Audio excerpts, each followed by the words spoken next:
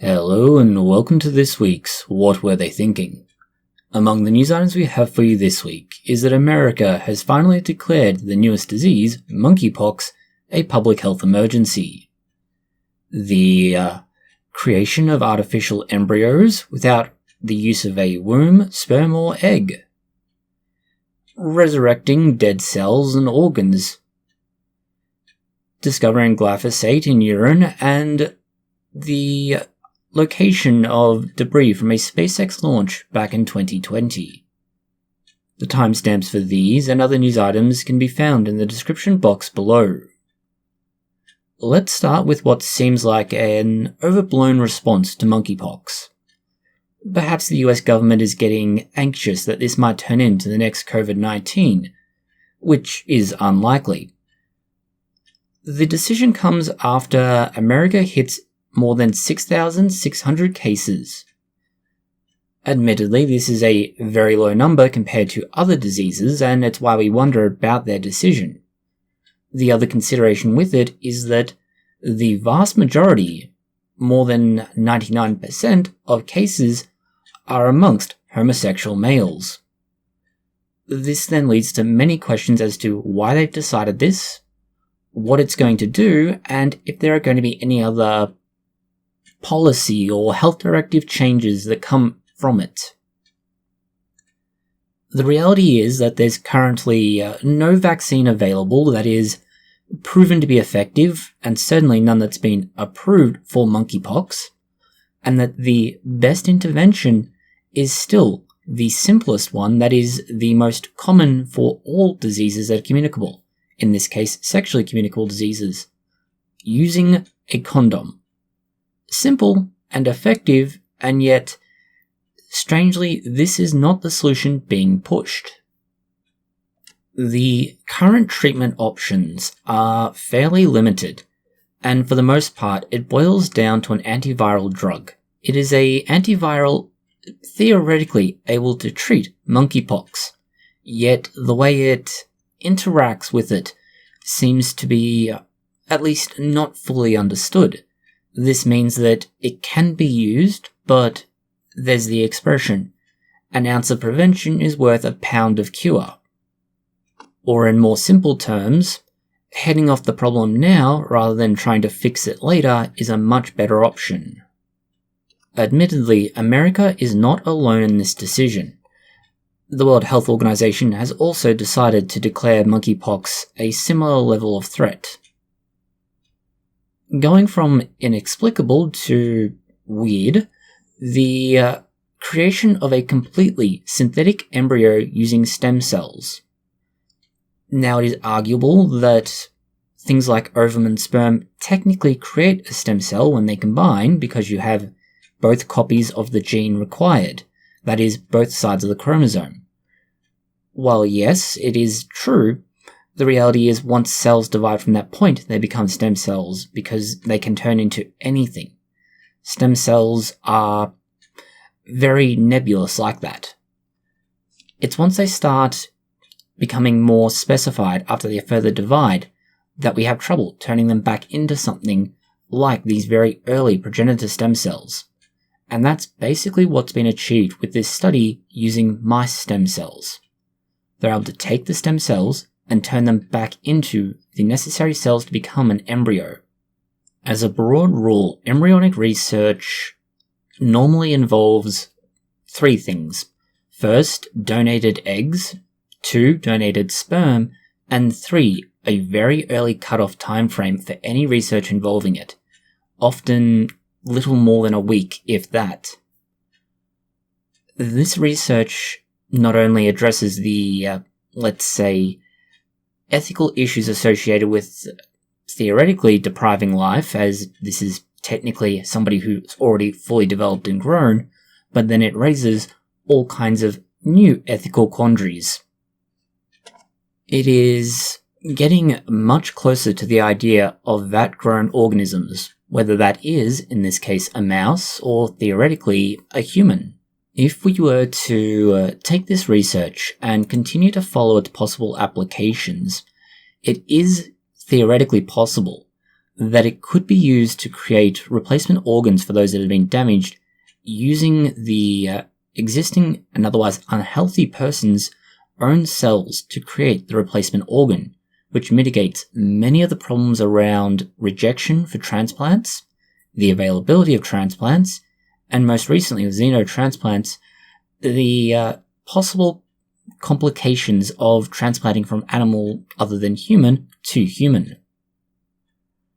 Many of these things are required for what the next article we have for you is about, and that is when cells are destroyed and the organs are damaged, thereby reducing their function. This research didn't look at humans though, it was looking specifically at dead pigs. The process of dying is messy at best, and we're not just talking the idea that you may defecate yourself. The actual death of the cells, then tissues, then organs and systems in the body is not easy to follow. The first process to stop is the movement of blood, and even if blood continues to flow, there's no movement of oxygen via the lungs, so cells begin to become hypoxic or suffocate. From this, they then begin to die off, and that then damages the tissues that make up the organs. From here, the organs fail, and then the whole body becomes ineffective. If you were to try and maintain these organs, whether that is for something like transplants, or to hopefully give someone time to get to a hospital and get treatment, there aren't many ways, if any. Artificial respiration's perhaps the only way that could work, and that pretty much forces oxygen into the lungs and then draws out gas. The other options are to try and oxygenate the blood directly, but again, this raises problems. The biggest problem, no matter what you do, is to get it done in time to ensure that there is no damage, or at least not enough damage and not permanent damage, that the organism will die regardless. Or if they don't die, the damage is such that they would probably have been better off dying. This time they looked at the pig brain and ways to try and keep it alive, and by doing so, able to ensure it remained functional long after everything else should have failed. The setup is, simply put, the whole setup is a machine that artificially recreates the role of the heart and lungs. That is pumping blood and ensuring it's oxygenated. This means that as the blood keeps circulating, it will take away waste and it will provide the necessary nutrition and oxygen to keep cells working at the most basic level of the human body. In order for all this to work, it needs to have a variety of sensors for the metabolism of things like glucose, waste products from it, the amount of hemoglobin present, blood pressure, and how much blood is flowing at a given time. It also mixes the existing blood from the animal with a synthetic liquid substitute. That is what helps it to keep that oxygen running. Of all the animals that were tested, those that were using this new device showed some brain damage, and that there was also some recovery once they had started the system running. In a similar vein of developing medical devices, we have wearable ultrasound monitoring devices. Ultrasound, thankfully today, is relatively non-invasive. For the most part, it involves the necessary devices on the outside of your body, a lubricant to not only help with movement of the emitting device, but also to ensure conduction of the signal. And then you simply have to have this applied to your skin and you are scanned. This provides a clear ultrasound result. In contrast, before ultrasounds were developed, you had really only one option. Wait to see if more symptoms would develop or open someone up and do an investigative surgery. This means ultrasound as we know it today is a much better improvement, but it isn't convenient. It requires expertise, facilities, time, and often a certain degree of development of the physical symptoms. For example, growth of a tumor. Some of these we can take away with wearable technology, and that is something that can let you scan the human body without having to interfere with the, let's say, day-to-day operation of the person. It allows the centralized analysis of results, and isn't invasive or inconvenient. We already use very similar technology for blood pressure monitoring over 24 hours to get a more accurate result. There's also similar devices used for EEGs.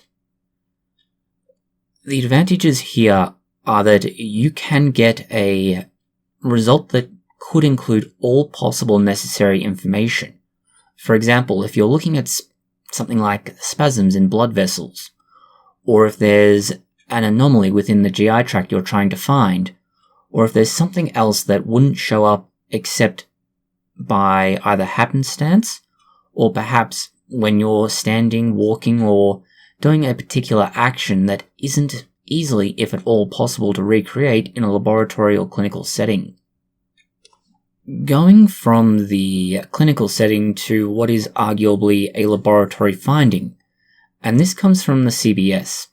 They have recently made a big fuss about a government study that has supposedly found glyphosate in 80% of urine samples tested, of both children and adults in the USA. Now, already this should be something that makes you go, 80% seems awfully high, and you should be skeptical. Glyphosate, as a general rule, is a herbicide used to kill off weeds in the very earliest stages of growth and not later on. So how and why it found its way into food, presumably, to then be consumed at a point where it would get into urine, is a big question.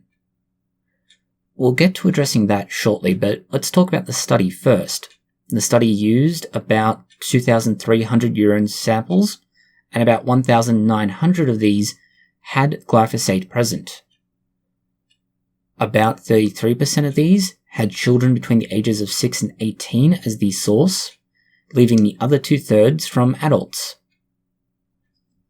Of the 80%, none of them had anything that was anywhere near the 0.014% threshold for glyphosate according to the EPA. So this is an immediate question mark on the study. If it's well below the threshold set to be safe, why is it worth mentioning other than to create drama? Some may argue that either knowledge about food and what could possibly be on it is something people need to know about, and we would concede that people should know about it if it's a concern, which is the next issue of, does glyphosate carry with it any particular concerns?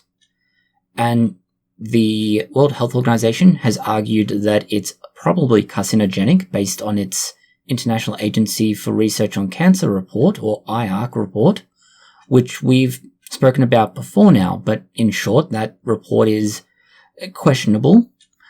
There's studies from the American Agricultural Departments and similar that have found that no, there's not. There's also the somewhat infamous Bayer lawsuit, let's say, although it was Monsanto at the time, where a jury awarded considerable amounts of money.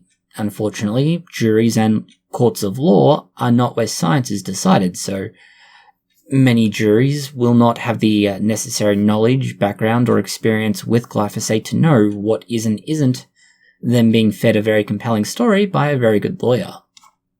A story that runs contrary to some of the longest running studies into glyphosate safety, such as the European Food Safety Authority's study that ran over decades, the US Environmental Protection Agency's studies, the World Health Organization's Pesticide Residues and United Nations Food and Agriculture Organization determination, and the vast majority of literature on this. That means that while, yes, 80% of those involved may have, for some reason, had exposure to glyphosate, and the study doesn't explain how they would have been exposed, it doesn't present any health risks. As we mentioned early on, it just seems to be there to drum up drama and tout the usual nonsense of big chem is bad. Sort of drama-related news, but also different, is the battery technology that's supposed to be as powerful as your standard AA battery, but made from paper. The idea is really good in theory. Again, Prototypes in early development is always something where you get lots of promise, but it doesn't always carry through.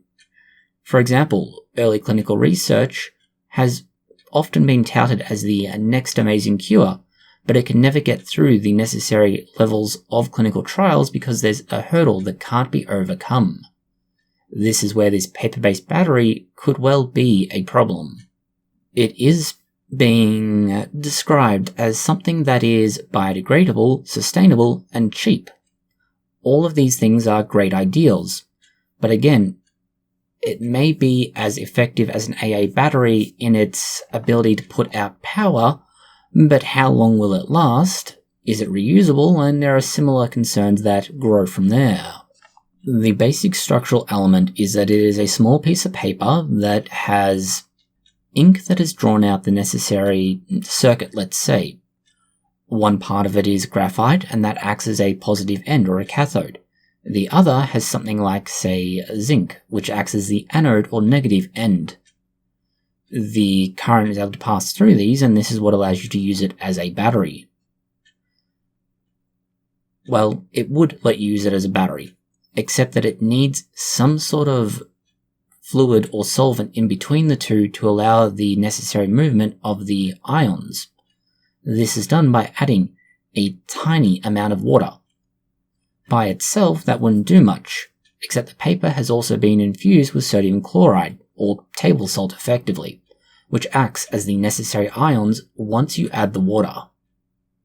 At about 20 seconds after adding water, the battery will start to put out power, and there's a stable voltage of about 1.2 volts, and it can come close to the power of an AA battery at 1.5 volts. It will continue to put out a charge for up to 2 hours later. However, that does diminish over time, and by 2 hours you've dropped to 0.5 volts.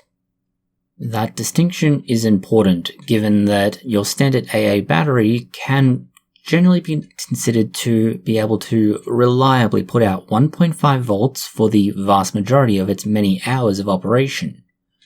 If this only lasts less than 2 hours, it has a long way to go, but it is a very big step towards being very effective.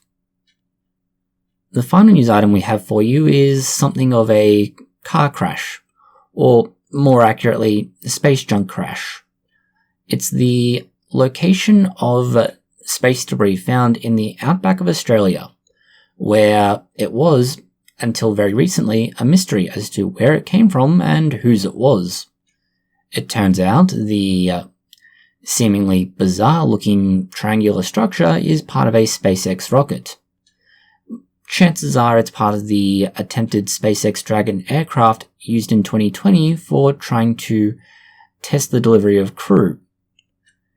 The reason we say this is that several of the parts are supposed to have serial numbers that match to what people think was used for that, along with the known match for the, let's say, junk's debris path.